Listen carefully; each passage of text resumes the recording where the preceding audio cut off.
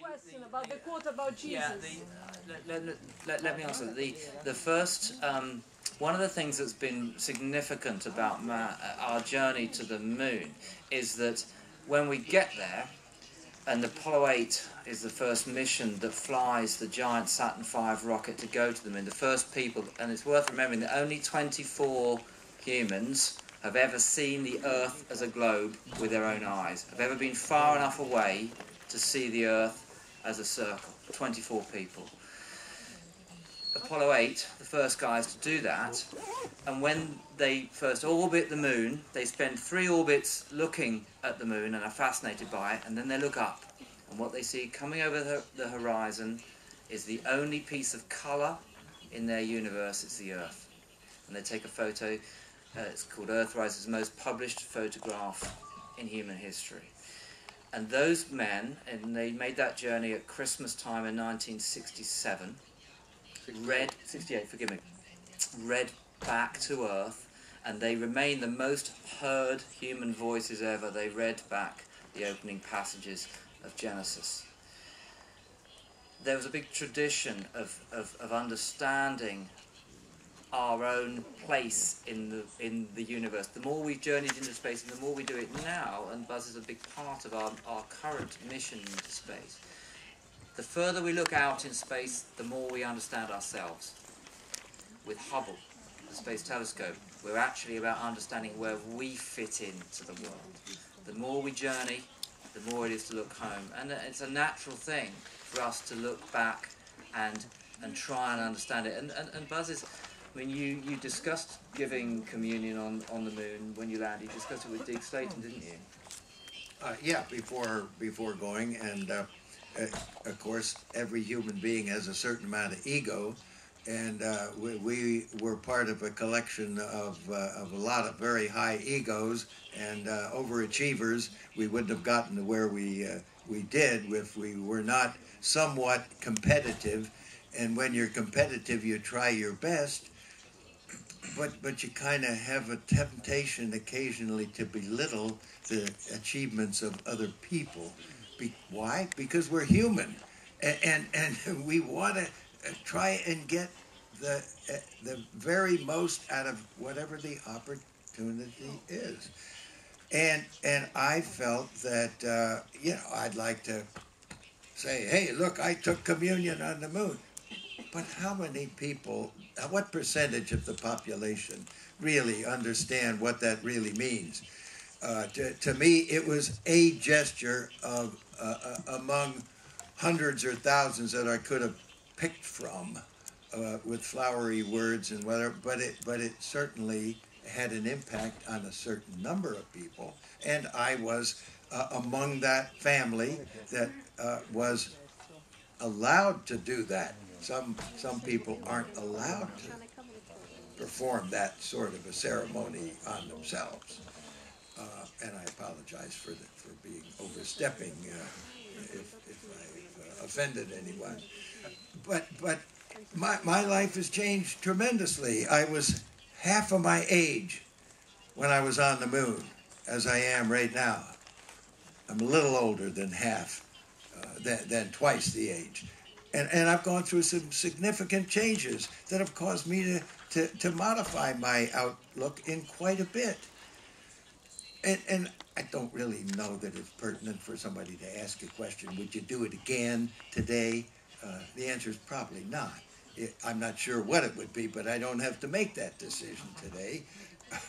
I can maybe write a science fiction story and maybe put a similar situation on the first human beings that set foot on the moon of Mars, and what it is they say about the heritage that preceded them being able to do that, and how they look back on the paving nature of Apollo to be able to give them the ability to be able to advance human achievements to get to a moon of another planet in great preparation for settling, beginning to expand on that other planet. to me, that's damned exciting, and that's why I feel excited about the opportunities that we have.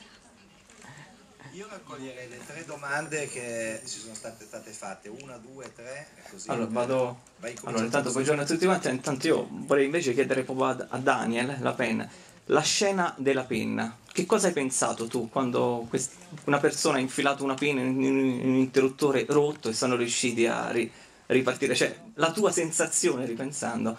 E invece al colonnello Aldrin vorrei chiedere, visto che gli fanno sempre domande, invece la domanda mia è: meglio ritornare sulla Luna o puntare direttamente su Marte nei nuovi progetti? Allora, raccogliamo anche le altre due, Sentiamo anche le altre 2 domande e poi prego. Io volevo chiedergli al dottor Aldrin come si è sentito, che ha significato per sé il pugno in faccia a Bart Silbren. Ha sentito soddisfazione o rabbia? È stato un perfetto gancio sinistro, vorrei aggiungere. Ancora una domanda qua e poi una laggiù. Le mie sono 2, una cerco di sintetizzarle, una c'è un movimento, il signor Aldrin lo saprà senz'altro, che cerca di dimostrare che il viaggio sulla Luna non è mai avvenuto. Allora volevo sapere cosa ne pensa. E l'altra domanda più seria è, siccome il signor Dela ha detto che più ci si allontana dalla Terra più si scopre qualcosa di se stessi, volevo chiedergli, ricordare che un astronauta russo prima del loro viaggio alla domanda se nell'alto dei cieli avesse visto Dio rispose sarcasticamente di non aver visto nessuno. Allora volevo sapere invece dal punto di vista spirituale che cosa è stato per lui arrivare fino lassù. Grazie. Allora sentiamo la risposta a questa, poi Emilia ti dirò la parola dopo. Prego. We're slightly confused about what one we're going to answer first. So I'm going to ask Daniel, who talked about the scene which is taken from Fact, which is a scene where Buzz resets the circuit breaker to get off the moon. Incredibly unlikely, it appears, but true. Yeah, it is incredibly unlikely. Yeah, that was sort of the ultimate in England. They call it DIY, which is do it yourself, which is, you know, sort of working with what little stuff you have available. There's that famous scene in the film of Apollo 13 where they construct, what was it, Richard? They construct a carbon dioxide scrubber out of an old sock. Yeah, and things like that. So yeah, I mean, it's stuff like that that makes this story human, and sort of, you know, is a testament to how extraordinary these men were and how they used what they had, and you know, and they were resourceful and didn't obviously have very much at hand, and yet made the most of what they had. So yes, it was the ultimate in DIY, I guess, do it yourself. I think what you've really got when you look at these stories is you realise that whilst what we expect to come back from the moon are poets and writers, the only people who could get you there and could get themselves away from it safely were engineering test pilots. People with the nous and the experience and the right stuff, to use someone else's expression, to land on a planet that had never been approached and no one knew what it was going to be like when they landed on it, and then to work out how to get home. And that scene for me is absolutely typical and at the essence of the skill that the 3 men who were embarked on that mission had. They could work out what to do next, and they knew they had a bunch of people back on who